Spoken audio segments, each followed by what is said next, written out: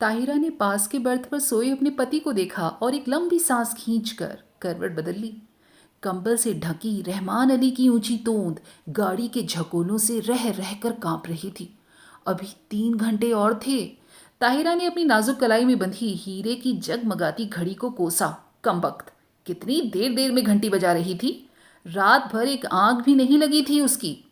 पास के बर्थ में उसका पति और नीचे के बर्थ में उसकी बेटी सलमा दोनों नींद में बेखबर बेहोश पड़े थे।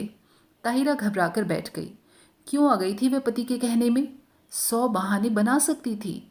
जो घाव समय और विस्मृति ने पूरा कर दिया था उसी पर उसने स्वयं ही नश्तर रख दिया। अब भुगतने के सिवा और चारा ही क्या था? स्टेशन आ ही गया।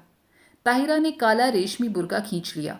दामी सूटकेस, नए बिस्तरबंद, एयरबैग, चांदी की सुराही उतरवाकर रहमान अली ने हाथ पकड़कर ताहिरा को ऐसे संभाल कर अंदाज से उतारा जैसे वह कांच की गुड़िया हो। तनिक सा धक्का लगने पर टूट कर बिखर जाएगी। सलमा पहले ही कूदकर उतर चुकी थी। दूर से भागते हांफते हाथ में काली टोपी पहने एक नाटे से आदमी ने लपक कर रहमान अली को गले से लगाया और गोद में लेकर हवा में उछाल दिया। उन दोनों की आंखों में आंसू बह रहे थे। तो यही मामू बित्ते हैं, ताहिरा ने मन ही मन सोचा, और थे भी बित्ते ही भर के। बिटिया को देखकर मामू ने झट गले से लगा लिया। बिल्कुल इस्मत है रहमान, वे सलमा का माथा चूम चूम कर कहे जा रहे थे। वही चेहरा मोरा, वही नैन नक्श। इस्मत नहीं रही तो खुदा ने दूसरी इस्मत भेज दी। ताहिरा पत्थर की सी मूरत बनी चुप खड़ी थी। उसके दिल पर जो दहकते अंगारे दहक रहे थे उन्हें कौन देख सकता था? वही स्टेशन, वही कनेर का पेड़। 15 साल में इस छोटे से स्टेशन को भी क्या कोई नहीं बदल सका? चलो बेटी, मामू बोले। बाहर कार खड़ी है, जिला तो छोटा है पर अल्ताफ की पहली पोस्टिंग यहीं हुई। इंशाल्लाह अब कोई शहर बड़ा मिलेगा। मामू के इकलौते बेटे अल्ताफ की शादी में रहमान अली पाकिस्तान से आया था। अल्ताफ को पुलिस कप्तान बनकर भी क्या इसी शहर में आना था? ताहिरा फिर मन ही मन कुढ़ी। घर पहुंचे तो बूढ़ी नानी खुशी से पागल सी हो गई। बार बार रहमान अली को गले लगा लगा कर चूमती थी और सलमा को देखकर ताहिरा को देखना भी भूल गई। या अल्लाह, यह क्या तेरी कुदरत, इस्मत को ही भेज दिया। दोनों बहुएं भी बोल उठी, सच अम्मी जान, बिल्कुल इस्मत आपा हैं। पर बहू का मुंह भी तो देखिए। लीजिए, ये रही अशरफी। और झट अशरफी थमाकर ननिया सास ने ताहिरा का बुर्का उलट दिया। अल्लाह, चांद का टुकड़ा है। नन्नी नजमा देखो, सोने का दिया जला धरा है। ताहिरा ने लज्जा से सिर झुका लिया। 15 साल में वह पहली बार ससुराल आई थी। बड़ी मुश्किल से वीज़ा मिला था। 3 दिन रहकर वह फिर पाकिस्तान चली जाएगी। पर कैसे कटेंगे ये 3 दिन? चलो बहू, ऊपर के कमरे में चलकर आराम करो, मैं चाय भिजवाती हूँ, कहकर नन्ही मामी उसे ऊपर पहुंचा आई। रहमान नीचे ही बैठकर मामू से बातों में लग गया और सलमा को तो बड़ी अम्मी ने गोदी में ही खींच लिया। बार बार उसके माथे पर हाथ फेरती और हिचकियां बंध जाती। मेरी इस्मत, मेरी बच्ची। ताहिरा ने एकांत कमरे में आकर बुर्का दूर फेंक दिया। बंद खिड़की को खोला तो कलेजा धक हो गया। सामने लाल हवेली खड़ी थी। चटपट खिड़की बंद कर वह तकत पर गिरती पड़ती बैठ गई। खुदाया, तो मुझे क्यों सता रहा है? वह मुंह ढांप कर सिसक उठी। पर क्यों दोष दे वह किसी को? वह तो जान गई थी कि हिंदुस्तान के जिस शहर में उसे जाना है वहां का एक एक कंकड़ उस पर पहाड़ सा टूटकर बरसेगा। उसके नेक पति को क्या पता? भोला रहमान अली, जिसकी पवित्र आंखों में ताहिरा के प्रति प्रेम की गंगा छलकती थी, जिसने उसे पालतू हिरनी सा बनाकर अपनी बेड़ियों से बांध लिया था, उस रहमान अली से वह क्या कहती? पाकिस्तान के बंटवारे में कितने पिसे, उसी में से एक थी ताहिरा। तब भी वह 16 वर्ष की कनक छड़ी सी सुंदरी सुधा सुधा अपने मामा के साथ अपनी ममेरी बहन के ब्याह में मुल्तान आई। दंगे की ज्वाला ने उसे फूंक दिया। मुस्लिम गुंडों की भीड़ जब भूखे कुत्तों की भांति उसे बोटी से चिंचोड़ने को थी, तब आ गया था फरिश्ता बनकर रहमान अली। नहीं, वे नहीं छोड़ेंगे। हिंदुओं ने उनकी बहू बेटियों को छोड़ दिया था क्या? पर रहमान अली की आवाज की मीठी डोर ने उन्हें बांध लिया। सांवला दुबला पतला रहमान सहसा कठोर मेघ बनकर उन पर छा गया। सुधा बच गई, पर ताहिरा बनकर। रहमान की जवान बीवी को भी दिल्ली में ऐसे ही पीस दिया गया था। वह जान बचाकर भाग आया था, बुझा और घायल दिल लेकर। सुधा ने बहुत सोचा समझा और रहमान ने भी दलीलें की, पर पशेमान हो गया। हार कर किसी ने एक दूसरे पर बीती बिना सुने ही मजबूरियों से समझौता कर लिया। ताहिरा उदास होती तो रहमान अली आसमान से तारे तोड़ लाता। वह हंसती तो वह कुर्बान हो जाता। 1 साल बाद बेटी पैदा हुई तो रहमान अली का रहा सहा मैल भी धुलकर बह गया। अब ताहिरा उसकी बेटी की माँ थी, उसकी किस्मत का बुलंद सितारा। पहले कराची में छोटी सी बजाजे की दुकान थी, अब वह सबसे बड़े डिपार्टमेंटल स्टोर का मालिक था। 10-10 सुंदरी एंग्लो इंडियन छोकरियां उसके इशारों पर नाचती, धड़ाधड़ अमरीकी नायलॉन और डेक्रॉन बेचती। दुबला पतला रहमान हवा भरे रबर के खिलौनों सा फूलने लगा। तोंद बढ़ गई, गर्दन ऐंठकर शानदार अकड़ में ऊंची उठ गई, सीना तन गया। आवाज में खुद ब खुद एक अमरीकी डॉल आ गया। पर नीलम पुखराज से जड़ी, हीरे से चमकती दमकती ताहिरा, शीशम के हाथी दांत जड़े छपर खट पर अब भी बेचैन करवटें ही बदलती। हर मार्च की जाड़े से दामन छुड़ाती हल्की गर्मी की उमस लिए पाकिस्तानी दोपहरिया में पानी से निकली मछली सी तड़फड़ा उठती। मस्ती भरे होली के दिन जो अब उसकी पाकिस्तानी जिंदगी में कभी नहीं आएंगे। गुलाबी मलमल की वह चुनरी उसे अभी भी याद है। अम्मा ने हल्का सा गोटा टांग दिया था। हाथ में मोटी सी पुस्तक लिए उसका तरुण पति कुछ पढ़ रहा था। घुंघराली लटों का गुच्छा चौड़े माथे पर झुक गया था। हाथ की अधजली सिगरेट में ही बुझ गई थी।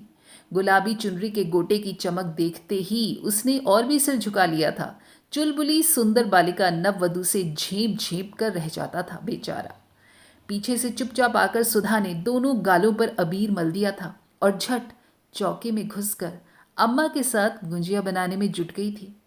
वहीं से सास की नजर बचाकर भोली चितवन से पति की ओर देख चट से छोटी सी गुलाबी जीभ निकालकर चिढ़ा भी दिया था उसने। जब वह मुल्तान जाने को हुई तो कितना कहा था उन्होंने, सुधा मुल्तान मत जाओ। पर वह क्या जानती थी कि दुर्भाग्य का मेघ उस पर मंडरा रहा है। स्टेशन पर छोड़ने आए थे, इसी स्टेशन पर। यही कनेर का पेड़ था, यही जंगला। मामा जी के साथ गठरी सी बनी सुधा को घूंघट उठाने का भी अवकाश नहीं मिला। गाड़ी चली तो साहस कर उसने घूंघट जरा सा खिसका कर अंतिम बार उन्हें देखा था। वही अमृत की अंतिम घूंट थी। सुधा तो मर गई थी, अब वह ताहिरा थी। उसने फिर कांपते हाथों से खिड़की खोली। वही लाल हवेली थी, उसके ससुर वकील साहब की। वही छत पर चढ़ी रात की रानी की बेल। तीसरा कमरा जहां उसके जीवन की कितनी ही रस भरी रातें बीती थी। न जाने क्या कर रहे होंगे, शादी कर ली होगी, क्या पता बच्चों से खेल रहे हों। आंखें फिर बरसने लगीं और एक अनजान मोह से वह जूझ उठी। ताहिरा, अरे कहाँ हो? रहमान अली का स्वर आया और हड़बड़ाकर आंखें पोंछ ताहिरा बिस्तर बंद खोलने लगी। रहमान अली ने गीली आंखें देखी तो घुटना टेक कर उसके पास बैठ गया। अय बीबी, क्या बात हो गई? सिर तो नहीं दुख रहा है? चलो चलो लेटो चलकर। कितनी बार समझाया है कि यह सब काम मत करो, पर सुनता कौन है। बैठो कुर्सी पर, मैं बिस्तर खोलता हूँ। मखमली गद्दे पर रेशमी चादर बिछाकर रहमान अली ने ताहिरा को लिटा दिया और शरबत लेने चला गया। सलमा आकर सिर दबाने लगी। बड़ी अम्मी ने आकर कहा, नजर लग गई है और क्या। नन्ही नजमा ने दहकते अंगारों पर चून और मिर्च से नजर उतारी। किसी ने कहा, दिल का दौरा पड़ गया, आंवले का मुरब्बा चटाकर देखो। लाड और दुलार की थपकियां देकर सब चले गए। पास में लेटा रहमान अली खराटे भरने लगा तो दबे पैरों वह फिर खिड़की पर जा खड़ी हुई। बहुत दिन से प्यासे को जैसे ठंडे पानी की झील मिल गई थी। पानी पी पी कर भी प्यास नहीं बुझ रही थी। तीसरी मंजिल पर रोशनी जल रही थी। उस घर में रात का खाना देर से ही निमटता था। फिर खाने के बाद दूध पीने का भी तो आदत थी। इतने साल गुजर गए, फिर भी उनकी एक एक आदत उसे दो के पहाड़े की तरह जुबानी याद थी। सुधा, सुधा कहाँ है तू? उसका हृदय उसे स्वयं ही धिक्कार उठा। तूने अपना गला क्यों नहीं घोंट दिया? तुम मर क्यों नहीं गई कुएं में कूदकर? क्या पाकिस्तान के सब कुएं सूख गए थे? तूने धर्म छोड़ा पर संस्कार रह गए। प्रेम की धारा मोड़ दी पर बेड़ी नहीं कटी। हर तीज होली दिवाली तेरे कलेजे पर भाला भोंक कर निकल जाती है। हर ईद तुझे खुशी से क्यों नहीं भर देती? आज सामने तेरे ससुराल की हवेली है, जा उनके चरणों में गिरकर अपने पाप धो ले।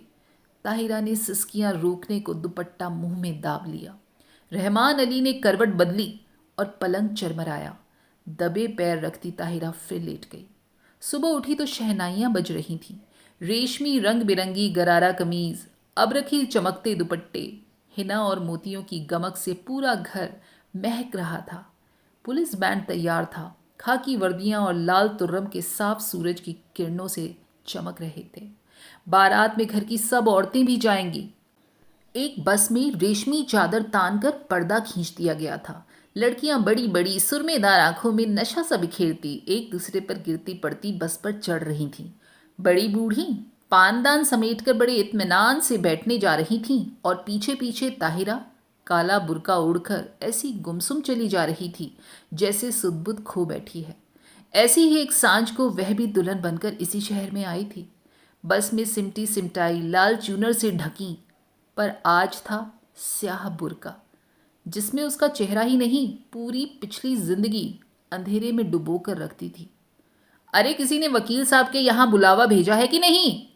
बड़ी अम्मी बोली और ताहिरा के दिल पर फिर नश्तर फिरा। दे दिया अम्मी, मामू जान बोले। उनकी तबीयत ठीक नहीं है, इसी से नहीं आए। बड़े नेक आदमी हैं। बड़ी अम्मी ने डिबिया खोलकर पान मुंह में भरा, फिर छाली की चुटकी निकाली और बोली, शहर के सबसे नामी वकील के बेटे हैं, पर आस ना औलाद। सुना है एक बीवी दंगे में मर गई, सो फिर घर ही नहीं बसाया उन्होंने। बड़ी धूमधाम से ब्याह हुआ। चांद सी दुल्हन आई। शाम को पिक्चर का प्रोग्राम बना। नया जोड़ा, बड़ी अम्मी, लड़कियां, यहाँ तक कि घर की नौकरानियां भी बन ठन कर तैयार हो गई। पर ताहिरा नहीं गई। उसका सिर दुख रहा था। बेसिर पैर के मोहब्बत के गाने सुनने की ताकत उसमें नहीं थी। अकेले अंधेरे कमरे में वह चुपचाप पड़ी रहना चाहती थी।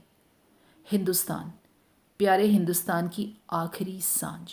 जब सब चले गए तो तेज बत्ती जलाकर वह आदम कदाइने के सामने खड़ी हो गई। समय और भाग्य का अत्याचार भी उसका अलौकिक सौंदर्य नहीं लूट सका था। वही बड़ी बड़ी आंखें, गोरा रंग और संगमरमर सी सफेद देह। कौन कहेगा वह एक जवान बेटी की माँ है? कहीं पर भी उसके पृष्ठ यौवन ने समय से मुंह की नहीं खाई थी। कल वह सुबह 4 बजे चली जाएगी। जिस देवता ने उसके लिए सर्वस्व त्याग कर वैरागी का वेश धर लिया है, क्या एक बार भी उसके दर्शन नहीं मिलेंगे? किसी शैतान नटखट बालक की भांति उसकी आंखें चमकने लगी। झटपट बुर्का ओढ़ वह बाहर निकल आई। पैरों में पिछली किसी गति आ गई, पर हवेली के पास आकर वह पसीना पसीना हो गई। पिछवाड़ी की सीढ़ियां उसे याद थीं, जो ठीक उनके कमरे की छोटी खिड़की के पास आकर रुकती थीं। एक एक पैर 10 मन का हो गया। कलेजा फट फट कर मुंह को आ गया। पर अब वह ताहिरा नहीं थी। वह 16 वर्ष पूर्व की चंचल बालिका नववधु सुधा थी, जो सास की नजर बचाकर तरुण पति के गालों पर अबीर मलने जा रही थी। मिलन के उन अमूल्य क्षणों में सैयद वंश के रहमान अली का अस्तित्व मिट गया था। आखिरी सीढ़ी आई। सांस रोककर आंखें मूंद वह मनाने लगी, हे बिल्वेश्वर महादेव, तुम्हारे चरणों में यह हीरे की अंगूठी चढ़ाऊंगी। एक बार, बस एक बार उन्हें दिखा दो, पर वे मुझे न देखें। बहुत दिनों बाद भक्त ने भगवान का स्मरण किया था। कैसे न सुनते? आंसुओं से अंधी आंखों ने देवता को देख लिया। वही गंभीर मुद्रा, वही लट्ठे का एक बर्रा पजामा और मलमल का कुर्ता। मेज पर अभागिनी सुधा की तस्वीर थी, जो गौने पर बड़े भैया ने खींची थी।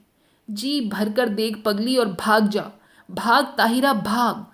उसके कानों में जैसे स्वयं भोलानाथ गरजे। सुधा फिर डूब गई। ताहिरा जगी। जब सिनेमा से लौटने को होंगे, अंतिम बार आंखों ही आंखों में देवता की चरण धूलि लेकर वह लौटी और बिल्वेश्वर महादेव के निर्जन देवालय की ओर भागी। न जाने कितनी मनौतियां मांगी थी इसी दोहरी पर। सिर पटक कर वह लौट आई। आंचल पसार कर उसने आखिरी मनौती मांगी, हे भोलानाथ, उन्हें सुखी रखना, उनके पैरों में कांटा भी न गड़े। हीरे की अंगूठी उतार कर चढ़ा दी और भागती हांफती घर पहुंची। रहमान अली ने आते ही उसका पीला चेहरा देखा तो नब्ज पकड़ ली। देखूं, बुखार तो नहीं है? अरे, अंगूठी कहाँ गई? यह अंगूठी रहमान ने उसे इसी साल शादी के दिन की यादगार में पहनाई थी। न जाने कहाँ गिर गई। थके स्वर में ताहिरा ने कहा। कोई बात नहीं, रहमान ने झुककर ठंडी बर्फ सी लंबी उंगलियों को चूम कर कहा। ये उंगलियां आबाद रहें, इंशाअल्लाह अब के तेहरान से चौकोर हीरा मंगवा लेंगे। ताहिरा की खोई दृष्टि खिड़की से बाहर अंधेरे में डूबती लाल हवेली पर थी, जिसके तीसरे कमरे की रोशनी दब से बुझ गई थी। ताहिरा ने एक सर्द सांस खींचकर खिड़की बंद कर दी। लाल हवेली अंधेरे में गले तक डूब चुकी थी। दोस्तों, कैसी लगी आपको ये कहानी? कमेंट करके ज़रूर बताइएगा। उम्मीद है पसंद आई होगी, तो लाइक, शेयर और सब्सक्राइब कर दीजिएगा। फिर मिलेंगे अगली बार ऐसी ही दिल छू जाने वाली कहानियाँ साहित्य के पिटारे में से निकालकर। तब तक अपना और अपने परिवार वालों का खूब सारा ख्याल रखिए। नमस्कार।